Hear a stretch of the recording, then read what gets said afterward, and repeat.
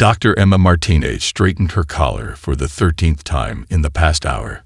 The holoprojector hummed quietly behind her as the last few alien delegates filed into the Confederation's primary conference chamber. The massive room, with its sweeping crystal walls and levitating seats designed to accommodate dozens of different species, still made her breath catch even after 3 months as Earth's cultural integration specialist. "You've got this, Emma," she whispered to herself, adjusting her universal translator. Just another presentation about Earth's social structures. Nothing controversial today. The Zextali ambassador Xylith settled into their designated space, crystal-like exoskeleton catching the artificial light in mesmerizing patterns. All 4 of their arms moved in perfect synchronization as they activated their personal data interface. Behind them, the Murith delegation's fur rippled in what Emma had learned was their expression of polite attention. "Distinguished representatives of the Galactic Confederation," Emma began, her voice clear and professional. "Today's briefing covers Earth's development and education systems for young humans. As you know, proper context is essential for successful integration of any species into the galactic community." The holoprojector sprang to life, displaying a 3-dimensional image of a modern high school building. Several delegates leaned forward, their various sensory organs focused on the display. Human young, like many species, require guidance to reach their full potential. Our solution has been the implementation of structured learning environments we call schools. Emma gestured to the image, which shifted to show students walking through hallways. Here, from ages 5 to 18, human children spend approximately 8 hours daily in. A sharp, crystalline sound cut through her presentation. Xylith had shot up from their seat, all 4 hands pressed against the conference table. Their exoskeleton was pulsing with alarmed bioluminescence, shifting from its normal gentle blue to a harsh red. Clarification required immediately. Xylith's translator rendered their clicking speech. "Did you say 8 hours daily? For 13 years?" Emma blinked, caught off guard by the intensity of the question. "Yes, that's correct. During the standard academic year, which? And these young ones are not permitted to leave." Xylith's color shifted to an even deeper red. "Well, not during school hours, unless they have parent permission or—" The chamber erupted. The Murith delegation's fur stood on end, their usually melodic voices rising in sharp yells. The gaseous Verxic representatives began rapidly changing colors, their containment spheres fogging with agitation. From the upper tiers, the hive-mind representatives of the test collective were emitting waves of distress powerful enough to make Emma's teeth ache. "Ambassador Xylith, if I could explain." Emma tried to regain control of the situation, but the Zextali's next words froze her in place.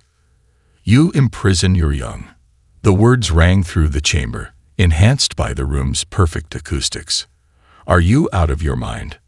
The holoprojector, still faithfully cycling through its programming, chose that moment to display images of school security measures, metal detectors, ID cards, security cameras.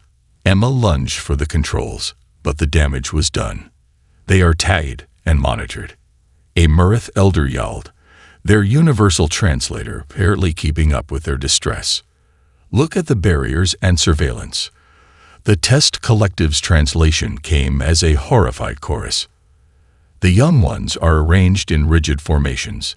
This from a Verxic observer, their gaseous form swirling in patterns that Emma's cultural training identified as extreme moral outrage. Emma watched in growing horror as her carefully prepared presentation about Earth's educational system was rapidly transforming into a diplomatic crisis. The word prison was being repeated in at least 15 different languages, each translation somehow worse than the last. "Please, distinguished delegates." She tried again, raising her voice above the chaos. "These are places of learning, not. Learning does not require confinement. Sealith's translator actually crackled with the force of their response. The Confederation has strict laws about the treatment of juvenile sentience. The emergency lights began pulsing as the chamber's emotional atmosphere sensors registered the growing distress of the assembled delegates. Emma watched her career flash before her eyes as Xylith activated their official diplomatic channel.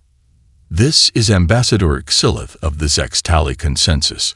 Their voice echoed through the chamber, requesting immediate convention of the Juvenile Protection Council. "We have a Class 1 cultural crisis on planet Earth." Emma stared at the holographic displays floating around her office in the Earth Embassy, each one broadcasting a different galactic news network's take on the situation. Her morning coffee had gone cold hours ago, forgotten in the chaos that had erupted over the past 24 hours. Breaking news: Earth's youth detention system exposed. Scrolled across the TEGS network's feed in 17 different languages. A Murith commentator's fur bristled with righteous indignation as they spoke. Sources indicate these schools are equipped with surveillance systems more extensive than maximum security prisons. The young ones are even assigned numbers. They're called student IDs, Emma muttered to the empty room, running her hands through her disheveled hair.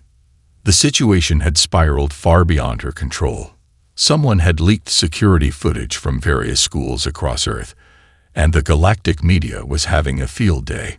Currently, the most viral clip showed a high school principal using an electronic bell system to herd students into classrooms. "Look!"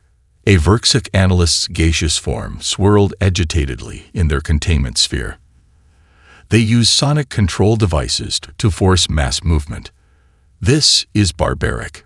Emma's personal communicator chimed for the 100th time that morning.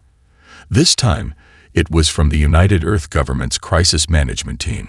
Dr. Martinez, the Galactic Confederation's Social Protection Force, has just launched 3 liberation fleets. ETA to Earth. 72 hours. Please advise on cultural mediation strategies, MMEDATELY. She was about to respond when a new broadcast caught her attention. The Zextali News Network was showing footage of a chemistry lab, the reporter's voice trembling with horror. "Not only are the young ones confined, but they are forced to handle dangerous substances. Our experts have identified these as highly reactive elements. Is this a form of forced labor?" "It's called science class," Emma groaned, but her frustration was interrupted by another alert. The Test Collective's HiveMund broadcasting service had obtained copies of various school schedules. Their synchronized commentary was particularly damning. Analysis shows humans force their young to switch tasks abruptly every hour. No consideration is given to natural learning rhythms or individual development needs. The programming is rigid and universal. Emma jumped as her office door slid open. Her assistant, Jake, rushed in, his face pale. "Dr. Martinez, it's getting worse. The Galactic Children's Rights Association just released a special report about something called homework." "Oh no." "Oh yes." Jake pulled up a new holographic window. "They're calling it extended psychological conditioning. Apparently, the idea that we make kids continue their school tasks at home has caused 3 different species to declare a day of mourning." Emma watched as the report spread across networks. Footage of students carrying backpacks was being analyzed like evidence from a crime scene. These young ones are forced to transport heavy learning materials between their places of confinement. A Murith education specialist declared, their fur now completely puffed out in distress. The physical and mental strain is unconscionable. The situation reached a new level of crisis when the Confederation's Juvenile Protection Council released their preliminary findings. Silith themselves delivered the statement, their crystalline form pulsing with solemn colors. "We have discovered that these institutions even employ a system of numerical assessment to rank and sort the young ones. Those who do not meet arbitrary standards are subjected to additional confinement called detention or summer school. This cannot stand. Emma's communicator chimed again. This time, it was from the Secretary General of the United Nations. Dr. Martinez, we have reports of alien rights groups organizing liberation raids on schools across the globe. The Confederation's ambassador has just informed us that they cannot guarantee they will stop these humanitarian interventions. We need solutions, Doctor. Fast. She stared at the message, then at the continuing media storm around her. A new hashtag was trending across galactic social networks. Hashtag Save Earth's Children. The liberation fleets were coming. Alien rights groups were planning raids. And somewhere in all this chaos, she had to find a way to explain to the galaxy that human education wasn't actually a crime against sentient youth. Jake cleared his throat. Dr. Martinez, the Confederation's Education Oversight Committee just released their latest statement. They're comparing pop quizzes to psychological warfare. Emma reached for her cold coffee. It was going to be a very long day. Emma was slumped over her desk at 3 a.m. Earth time when her office's security system chimed. Dr. Martinez, there is a Zex tally requesting entry. They lack official diplomatic credentials. She lifted her head from a stack of emergency protocols and cultural crisis management forms. After 4 days of nonstop damage control, another crisis seemed par for the course. Wonderful. Are they here to liberate my office coffee maker? The visitor claims to be Kirk's, former head of developmental studies at the Zextali Science Academy. They insist the matter is urgent. Emma straightened her rumpled uniform. At this point, she had nothing left to lose. Let them in. The door slid open with a soft hiss, revealing a Zextali unlike any Emma had seen before. Where most of their species maintained a pristine crystalline appearance, Kirk's exoskeleton was marked with what appeared to be scientific formulae and notes, etched directly into their surface. Their 4 arms carried different data tablets, and their bioluminescence pulsed in patterns that suggested intense intellectual excitement. Dr. Martinez, Kirk's translator rendered their voice with an unusual warmth.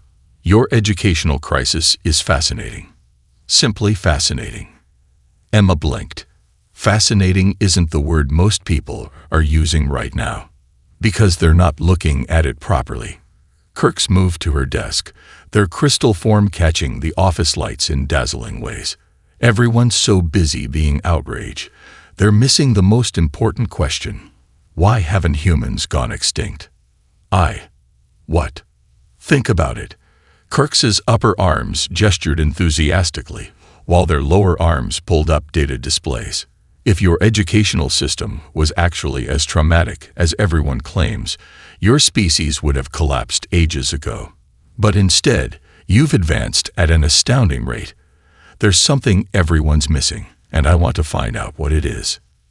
Emma leaned forward, hope flickering for the first time in days. You don't think we're torturing our children? I think. Kirk's colors shifted to what Emma's cultural training identified as academic interest, that we need better data. Real data.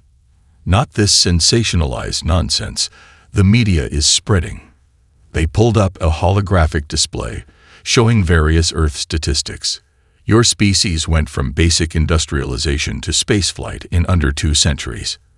Your technological development curve is nearly vertical compared to most species. And look at this. Your children's problem-solving abilities are off the charts compared to galactic averages. So what are you suggesting? Kirk's bioluminescence pulsed with what could only be described as academic mischief. I want to do a real study. Not these remote observations or media interpretations. I want to go into your schools during what you call finals week. Emma nearly choked on the coffee she'd finally decided to drink. Finals week. That's the most stressful time in the academic calendar. The Confederation would have a collective meltdown. Exactly. All 4 of Kirk's arms moved in excitement. If your system is really as traumatic as everyone claims, that's when we'd see the worst effects. But if I'm right, if there's something unique about human learning patterns, that's when we'd see it most clearly. Emma studied the alien scientist. The Confederation would never approve an official study. Who said anything about official? Kirks's color patterns shifted to what Emma could have sworn was a smirk. I'm already considered somewhat unconventional by my people. My research methods tend to be rather hands-on. You want to go rogue? Emma asked, incredulous. I want to save your species from well-meaning idiots who'd rather react than understand. Kirks's colors turned serious. Those liberation fleets, they're just the beginning. Without real evidence, Earth's entire educational system could be forcibly dismantled by the Confederation's protection forces. Emma stood, her exhaustion forgotten. What's your plan? We start small. One high school during finals week. My team, other academic outcasts like me, will observe everything. No filters, no diplomatic niceties, just pure scientific observation. And if you're wrong, if our system is actually harmful by galactic standards, Kirks's crystalline form sparkled under the office lights, then at least we'll have real data instead of hysterical speculation. But Dr. Martinez, I don't think I'm wrong. There's something special about how humans learn, and I intend to prove it. Emma found herself smiling for the first time in days. Call me Emma. And I know just the school we can start with. At 2:47 a.m., Kirks's crystalline form cast dancing patterns on the walls of Riverside High's empty cafeteria. Empty, that is, except for 6 teenagers surrounded by energy drink cans, textbooks, and what appeared to be enough snacks to feed a small army. The mitochondria is the powerhouse of the cell, one student shouted, throwing a crumpled paper at another.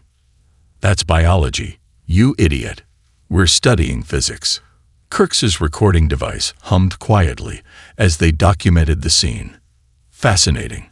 They appeared to be engaging in voluntary extended study sessions, despite no authority figure requiring their presence. Emma, who had dark circles under her eyes that rivaled her students, nodded. AP Physics final tomorrow. They've been here since yesterday afternoon, and no one forced them to stay. Try forcing them to leave, Emma muttered, watching as one student used a cafeteria tray to demonstrate principles of angular momentum, nearly taking out a light fixture in the process. The scene was interrupted by a burst of excited yelling. Holy crap, I get it. A girl with purple hair jumped up, her eyes wide. Guys, the quantum tunneling problem. It's like when Joey tries to sneak into the cafeteria through the loading dock. The group erupted in a chorus of "Oh, and why didn't they just say that?"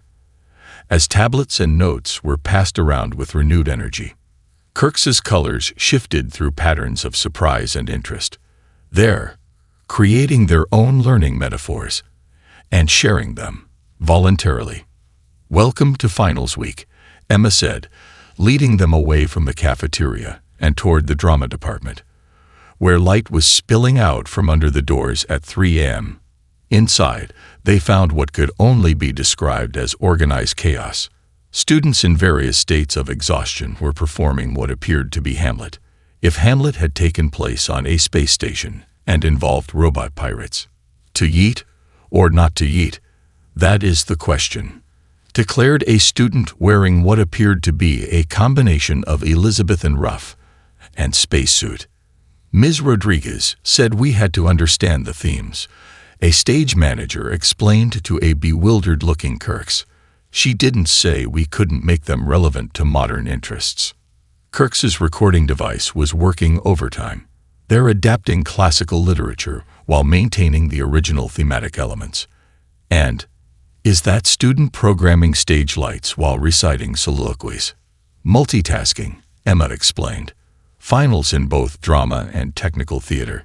Their next stop was the chemistry lab, where they found a group of students had created what they swore was a perfectly safe energy drink alternative. We calculated all the chemical reactions, a student insisted, her lab goggles slightly askew. And we need something to get through the calc final tomorrow. Coffee just isn't cutting it anymore. Absolutely not, Emma said, confiscating the suspicious-looking beaker. Kirks, note that this type of initiative, while impressive, is not officially sanctioned. But Kirks was too busy recording the complex chemical equations the students had covered the boards with. These are university-level reactions. They develop this in their sleep-deprived state. Sleep is for the weak, came a chorus from the students, followed by slightly manic laughter. As they walked the halls, they encountered more scenes of what Kirks was beginning to realize was typical finals week behavior. A group of history students had built a detailed timeline around the entire second floor, converting the hall into a walking museum. Math students had covered the windows with equations, using the glass as extra writing space. The robotics club had programmed their project to deliver coffee to study groups, though it had a tendency to play the Imperial March while doing so. This is not what the Confederation believes happens in your schools, Kirks finally said, their colors showing amazement. No, Emma agreed, watching as a student successfully explained the entire history of World War II through memes to their study group. It's better. They're not just learning. Kirks's voice held wonder. They're creating new ways of understanding, new ways of thinking, and they're doing it together, building off each other's insights. A cheer erupted from the physics group in the cafeteria, followed by the sound of something probably important falling over. Should we? Kirks asked.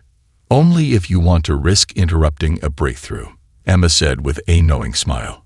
Trust me. At this point, they're just getting started. The Young Ones Freedom Force made their move during the Advanced Placement Biology final at Vermont's prestigious Northfield Academy. Their timing, they would later admit, could have been better. 3 sleek alien shuttles descended through the snow-laden December sky, their hull-mounted speakers broadcasting freedom declarations in 27 languages. Inside the Academy's main hall, 400 students looked up from their test papers with the special kind of irritation only finals week could produce. Is this a drill? Junior class president Sarah O'Connor asked her biology teacher. Because we were specifically promised no interruptions during AP tests. Before the teacher could respond, the windows filled with the ethereal glow of teleportation beams. A dozen members of the Freedom Force materialized. A mix of Mirith, Vrksik, and even a couple of rogue Zextali, all armed with what they considered humane crowd control devices. Young Ones, the lead Mirith's translator boomed. We are here to liberate you from this institution of oppression. Sarah raised her hand. The aliens, momentarily confused by this conditioned response, called on her. With all due respect, she said, her voice carrying the weight of someone who'd spent 3 months studying cell division. We're in the middle of a final. Could you maybe liberate us in 2 hours? The Freedom Force faltered. This was not the reaction their training had prepared them for. But, we're here to free you from forced academic labor, the Mirith tried again. And we appreciate that, called out Jason Chen from the back. But I need this credit for my college applications. Can we negotiate after the test? Vrksik floated forward, their containment sphere swirling with confusion. You want to complete your conditioning session. I didn't spend 4 weeks memorizing the Krebs cycle just to skip the final, Amanda Rodriguez declared, protectively covering her answer sheet. Kirks, who had been observing the school as part of their ongoing study, started recording with almost manic intensity. Emma, standing beside them, was trying very hard not to smile. The Freedom Force made the mistake of trying to advance down the aisles of desks. Immediately, the debate team, led by their captain Miguel Torres, stood up. Point of order. Miguel's voice cut through the tension. We'd like to present a counter-argument to this liberation attempt. This isn't a debate, the lead Mirith said, bewildered. Everything is a debate if you're brave enough, Miguel replied, then launched into a three-point argument about the cultural relativism of educational systems and the importance of context in interspecies relations. Meanwhile, the chemistry club had not been idle. They'd been quietly mixing something in their AP Chem lab next door. The result was a foam that spread through the hallways, not harmful, but making movement extremely difficult for the would-be liberators. Is this some kind of defense system? As Extali asked, their crystalline form now covered in pink, slightly glittery foam. Nah, said Jenny Park, chemistry club president. We were working on this for prom. But it works great as a nonviolent protest tool. Don't you think? The physics club contributed by recalibrating the school's sound system to create specific resonance patterns that made the aliens' translation devices produce nothing but Shakespeare quotes. To be or not to be, squeaked the lead Mirith's translator as they tried to announce their next liberation strategy. Oh hey, Sarah said brightly, that's going to be on our English final tomorrow. The final straw came when the student council, led by Sarah, presented a 20-page proposal for a cultural exchange program instead of a liberation.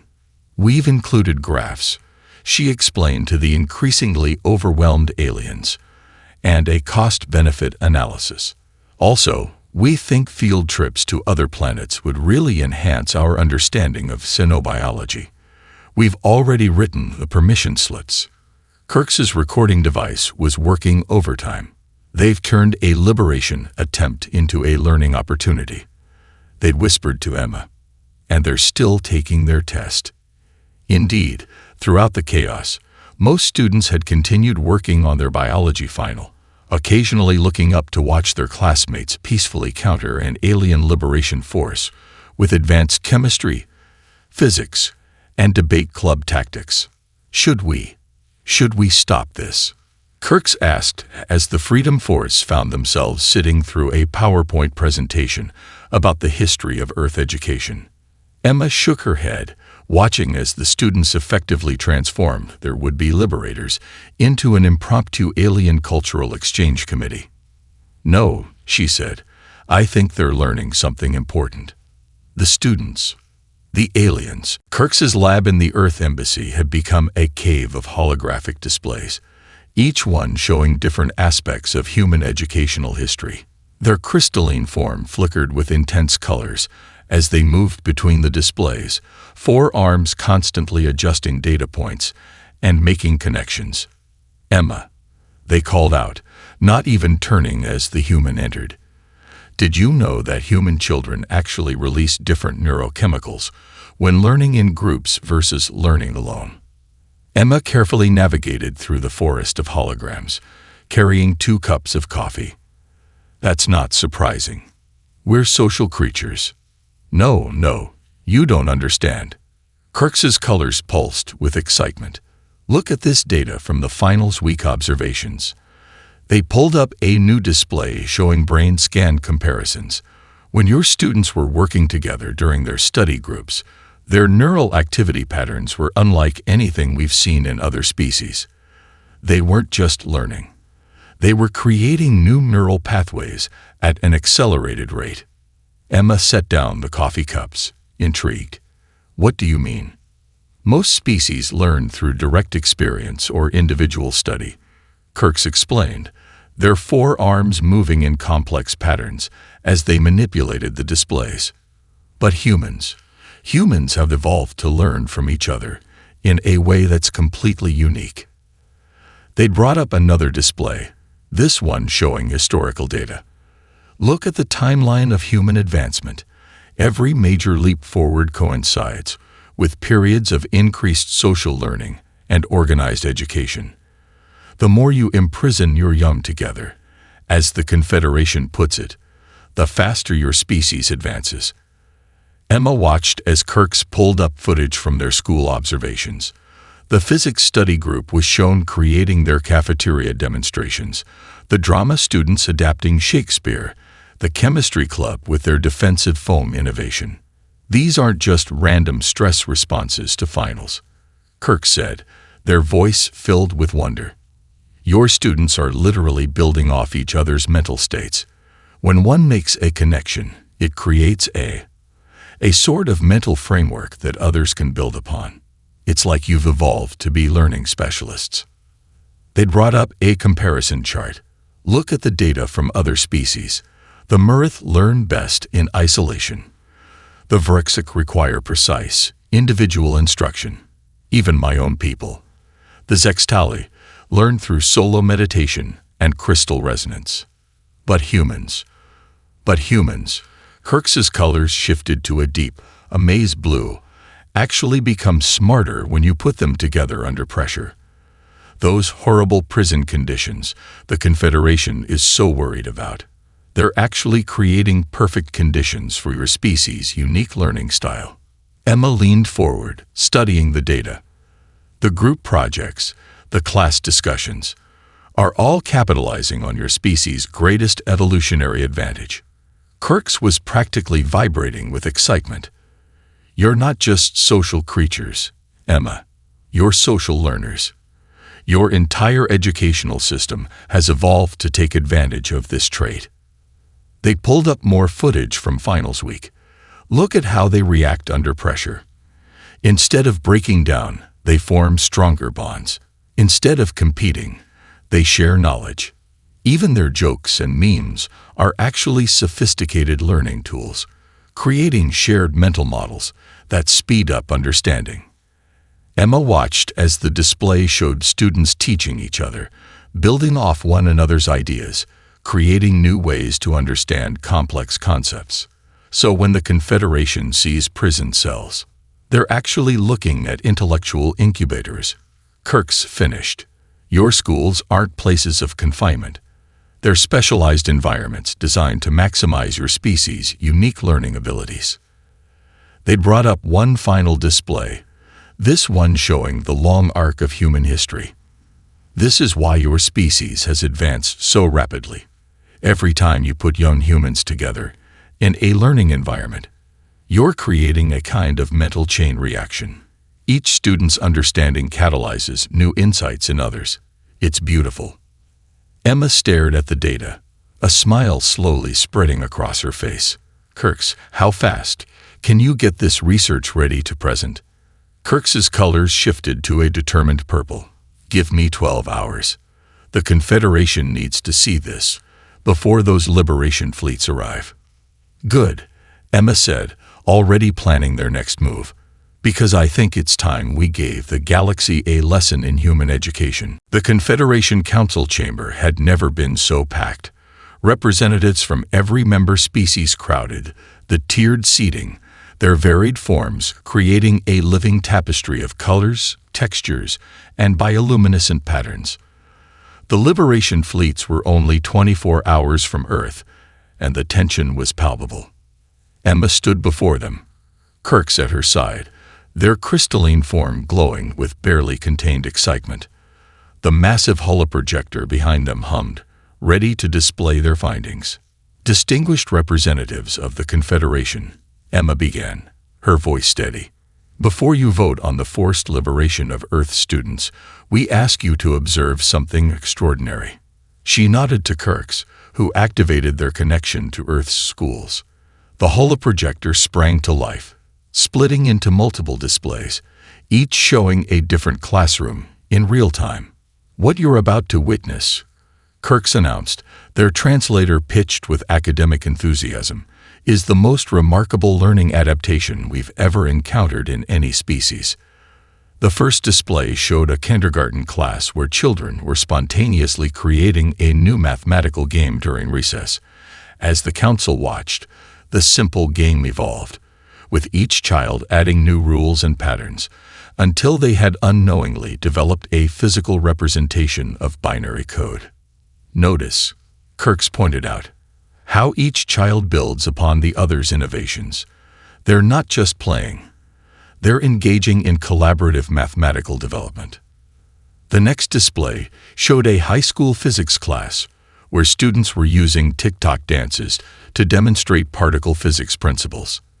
The aliens watched in amazement as complex quantum mechanics concepts were translated into viral dance moves, complete with meme-based mnemonics. "This is not chaos," Emma explained, as several council members shifted uncomfortably. "This is human learning at its most efficient." Kirks brought up their research data, the holographic displays filling with charts and neural scans. Humans have evolved to learn through social interaction. Their neural networks actually synchronize during group learning activities, creating what we've termed cognitive resonance chambers. The display shifted to show the famous Vermont Academy incident. The council watched as students transformed a liberation attempt into an impromptu cultural exchange program while simultaneously completing their finals. "That's not Stockholm Syndrome," Kirk said quickly as murmurs arose. "That's pure human innovation. Watch their problem-solving patterns." Emma stepped forward.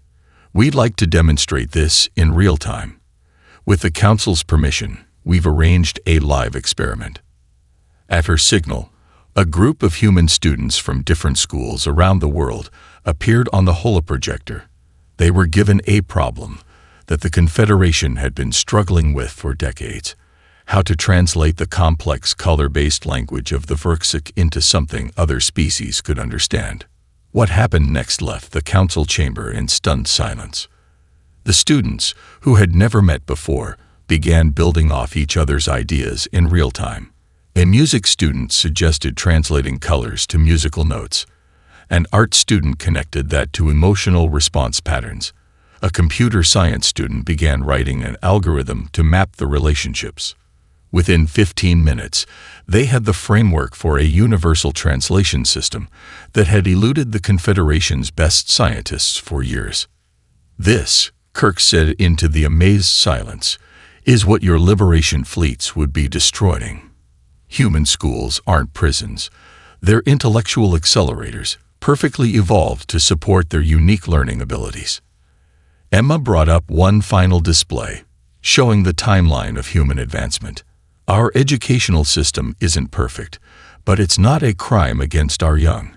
It's the result of thousands of years of evolution, optimizing our natural ability to learn together."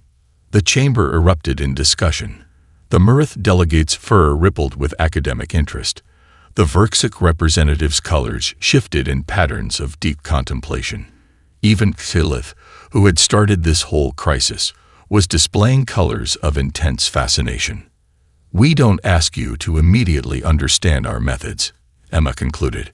"We ask only that you recognize them for what they are. Not a system of oppression, but a testament to human adaptation and innovation." Kirks's colors pulsed with triumph as they added, "And perhaps, if you're willing, an opportunity for all species to learn something new about learning itself." The council chamber fell silent as the vote was called. The future of human education hung in the balance, but for the first time since the crisis began, Emma was smiling. 6 months after the Great Education Crisis, the halls of Riverside High School had changed considerably. Crystal-like Zextali students shimmered in the cafeteria as they joined human study groups. Murith cubs, their fur rippling with excitement, participated in drama club productions. Even a few Verksik youngsters floated in their containment spheres through the science labs. Emma walked the halls with Kirks, who had been appointed as the first dean of interspecies education integration. Their crystalline form now bore even more etched notes and observations, adding to their distinctively academic appearance. "I still can't believe how quickly things change," Emma said, pausing to watch a mixed group of human and alien students working on what appeared to be a new form of mathematical expression that combined multiple species' natural counting systems. "The evidence was undeniable," Kirks replied, their colors showing amusement. "Though I think the real tipping point was when that Verksik Trade Federation representative's child increased their problem-solving capacity by 300% after just 1 week in a human study group. They passed the new xenolinguistics lab, where students had developed their color-to-sound translation system into a full-featured universal translation protocol. The Confederation had already licensed the technology for a considerable sum, all of which had been invested back into Earth's educational system. The latest statistics are amazing, Kirks continued, pulling up a holographic display. 17 member species have adopted modified versions of human teaching methods. The Murith have reported a 150% increase in technical innovation since implementing group learning protocols. Even my own people are starting to see the benefits of collaborative education. They paused to observe a physics class, where a human student was explaining Einstein's theories using a complex interpretive dance, while a Zextali student added crystal resonance harmonics that somehow made the concepts clearer. That's the most remarkable thing, Emma noted. They're not just copying our methods, they're creating something new together. Kirks's colors shifted to a pattern of deep satisfaction. That's why the Confederation's Education Council unanimously voted to designate Earth as the Center for Galactic Educational Innovation. Your species' natural ability to learn and teach has become one of your most valuable exports. They reached the school's newest addition, the Interstellar Exchange Wing. Through the windows, they could see students from a dozen different species engaged in what the sign labeled as Cross-Cultural Problem-Solving 101. "Did you see the latest application numbers?" Emma asked, unable to keep the pride from her voice. "We have over 10,000 alien students applying for next year's exchange program. Every major school on Earth has a waiting list. And to think," Kirks's colors flickered with humor, 6 months ago, the Confederation was ready to liberate all this. They were interrupted by an excited group of students, human and alien alike, rushing past them toward the laboratory wing. "Sorry, Dr. Martinez. Sorry, Dean Kirks," one student called out.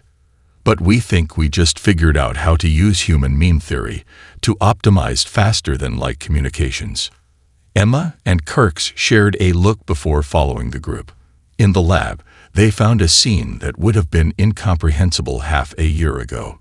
Humans and aliens working together, building off each other's ideas, creating solutions that neither species could have developed alone. "You know," Kirk said, their voice thoughtful as they recorded the scene, "when I first started this research, I thought I was just going to save human schools from well-meaning interference. I never expected to help revolution galactic education." Emma watched as a human student used TikTok references to explain complex quantum mechanics to a fascinated Murith cub. Maybe that's the real lesson here. It's not just about how humans learn. It's about how we can all learn from each other. Indeed, Kirks agreed, their colors showing deep satisfaction. "Though I must admit, I'm still trying to understand this meme concept. The students tried to explain something called Big Chungist to me yesterday, and I'm not sure my translation matrix has recovered." Emma laughed. "Don't worry. Give it time. After all," she gestured to the thriving mixed community of students around them, "we're all still learning." Above the school, in the clear blue sky, a Confederation educational observer ship hung like a bright star, not to police or protect, but to learn. Just one of many signs that humanity's greatest export wasn't their technology or their resources, but their unique way of learning, growing, and teaching others to do the same.